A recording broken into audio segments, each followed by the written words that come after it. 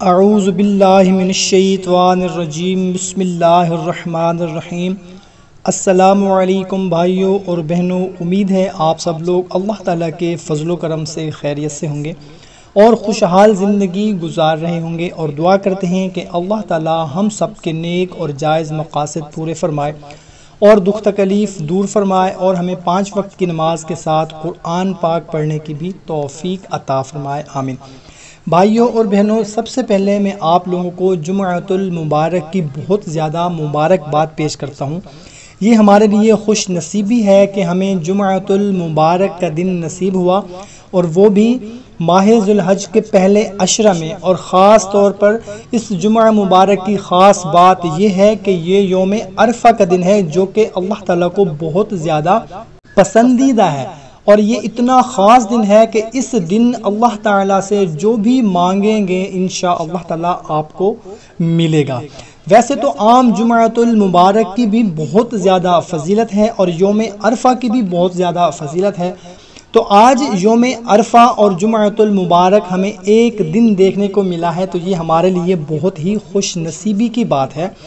جمعۃ المبارک کے تو بکثرت فضائل ہیں، ان میں سے میں آپ کو کچھ بتاتا ہوں کہ قرآن مجید میں جمعۃ المبارک کا خصوصاً ذکر ہے جو اس کی فضیلت ظاہر کرتا ہے۔ اللہ تبارک و تعالی فرماتا ہے، یا ایھا الذین آمنوا اذا نودی للصلاۃ من یوم الجمعہ فاسعوا الی ذکر اللہ وذروا البیع ذالکم خیر لکم ان کنتم تعلمون۔ اے ایمان والو، جب نماز کی اذان ہو جمعہ کے دن تو اللہ کے ذکر کی طرف دوڑو اور خرید و فروخت چھوڑ دو، یہ تمہارے لیے بہتر ہے اگر تم جانو۔ سورہ جمعہ۔ مسلم اور ابو داؤد اور ترمذی اور نسائی حدیث مبارکہ میں سیدنا ابو ہریرہ رضی اللہ تعالی عنہ سے راوی ہیں کہ سید دو عالم صلی اللہ تعالی علیہ وسلم نے فرمایا کہ بہتر دن کے آفتاب نے اس پر طلوع کیا جمعہ کا دن ہے، اسی میں سیدنا آدم صفی اللہ علیہ السلام پیدا کیے گئے، اور اسی میں جنت میں داخل کیے گئے، اور اسی میں جنت سے اترنے کا انہیں حکم ہوا، اور قیامت جمعہ کے دن ہی قائم ہوگی۔ مشکات شریف۔ سبحان اللہ۔ ناظرین، جمعہ کے دن کی بہت زیادہ فضائل ہیں، بہت سی احادیث مبارکہ ہیں، اور اس کے علاوہ اس میں ایک ایسی ساعت ہے کہ بندہ اس وقت جس چیز کا سوال کرے وہ اسے دے گا جب تک حرام کا سوال نہ کرے۔ اللہ تعالیٰ نے اسی میں آدم علیہ السلام کو پیدا کیا، اور اسی میں زمین پر انہیں اتارا، اور اسی میں انہیں وفات دی، اور اسی دن میں قیامت قائم ہوگی۔ کوئی فرشتہ مقرب اور آسمان و زمین اور ہوا اور پہاڑ اور ایسا نہیں کہ جمعہ کے دن سے ڈرتا نہ ہو۔ مشکات شریف۔ سبحان اللہ۔ ناظرین، بخاری اور مسلم شریف میں سیدنا ابو ہریرہ رضی اللہ تعالی عنہ سے مروی ہے کہ رحمت للعالمین صلی اللہ تعالی علیہ وسلم نے فرمایا کہ جمعہ میں ایک ایسی ساعت ہے کہ مسلمان بندہ اگر اسے پا لے اور اس وقت اللہ تعالیٰ سے بھلائی کا سوال کرے تو وہ اسے دے دے گا۔ سبحان اللہ۔ اور بہت سی روایات میں یہ عصر سے لے کر مغرب کے درمیان کا وقت جو ہے وہ بتایا گیا ہے۔ خاص کر جمعۃ المبارک کا دن جو ہے وہ بہت ہی فضیلت والا اور برکت والا دن ہے، اور ہمارے لیے یہ خوش نصیبی ہے کہ اس دن جمعۃ المبارک بھی ہے اور یوم عرفہ بھی ہے۔ اب میں آپ کو یوم عرفہ کی کچھ فضیلت کے بارے میں بتاتا ہوں کہ حضرت ابن عباس رضی اللہ تعالی عنہ فرماتے ہیں کہ یوم عرفہ حج اکبر کا دن ہے، وہی دن مباحات یعنی شان و شوکت کا دن ہے کہ اللہ تعالیٰ سب سے نچلے آسمان پر نزول فرماتا ہے اور فرشتوں سے فرماتا ہے، میری زمین پر بندوں کو دیکھو کہ انہوں نے میری وحدانیت و ربوبیت کی تصدیق کی ہے، تو یوم عرفہ سے بڑھ کر کوئی اور دن ایسا نہیں کہ لوگ جہنم سے آزاد کیے جاتے ہیں۔ غنیۃ الطالبین۔ رسول اللہ صلی اللہ تعالی علیہ وسلم نے فرمایا، عرفہ کے دن سے زیادہ کسی دن بھی شیطان کو خوار و ذلیل، شرمندہ اور غضبناک نہیں دیکھا گیا، کیونکہ اس دن اس کو اللہ کی رحمت کا نزول اور بندوں کے گناہوں کی مغفرت نظر آتی ہے۔ غنیۃ الطالبین۔ سبحان اللہ۔ تو ناظرین، آپ نے یوم عرفہ کی بھی فضیلت سنی اور یوم جمعہ کی بھی فضیلت سنی۔ سبحان اللہ۔ تو بھائیوں اور بہنوں، سب سے پہلے ہم دعا کرتے ہیں کہ یا اللہ اس مبارک دن بابرکت فضیلت والے دن کے صدقے ہماری تمام پریشانیاں، دکھ تکلیف دور فرما دے۔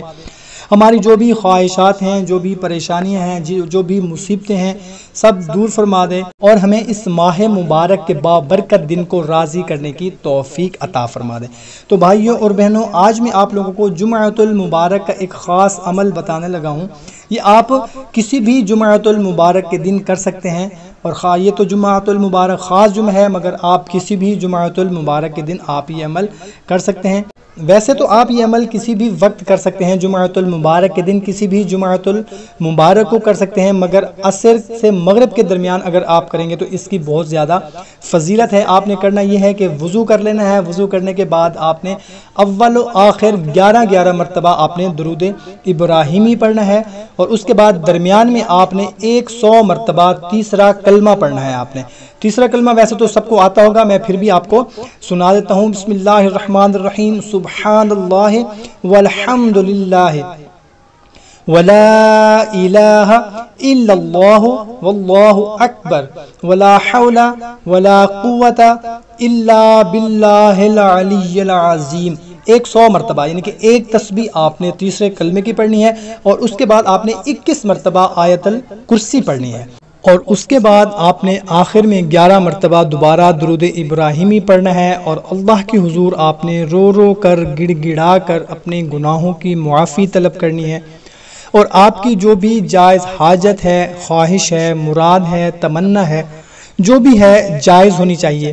اگر آپ کا اپنا گھر نہیں ہے تو گھر مانگ لیں، اگر آپ کی اولاد نہیں ہے تو اولاد مانگ لیں، اگر آپ بے روزگار ہیں تو روزگار مانگ لیں، اگر آپ غریب ہیں تو انشاءاللہ تعالی ایسی برکت پیدا ہوگی کہ آپ خوشحال ہو جائیں گے۔ اگر آپ شادی شدہ نہیں ہیں، آپ کا رشتہ نہیں ہو پا رہا، تو اللہ کے حضور رو رو کر گڑ گڑا کر اپنے رشتے کے لیے، شادی کے لیے دعا مانگ لیں۔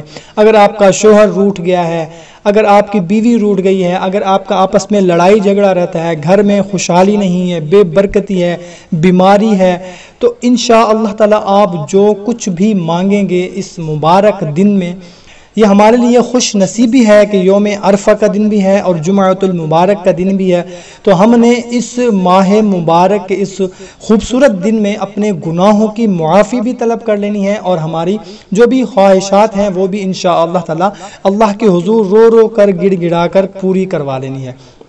ہمارا ایمان ہے، ہمارا یقین ہے کہ انشاءاللہ تعالی اس ماہ مبارک کے اس بابرکت دن میں ہماری تمام خواہشات پوری ہوں گی، ہماری تمام پریشانیاں دور ہوں گی۔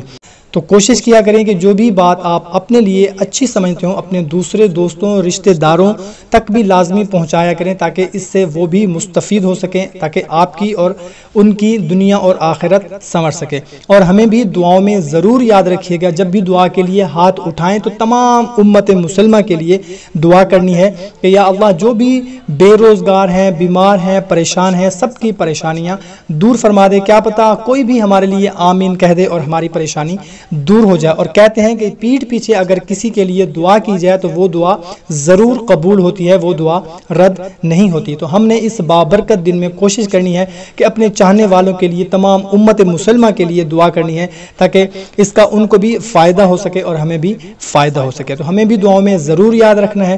ملتے ہیں ایک نئی ویڈیو میں۔ اللہ حافظ۔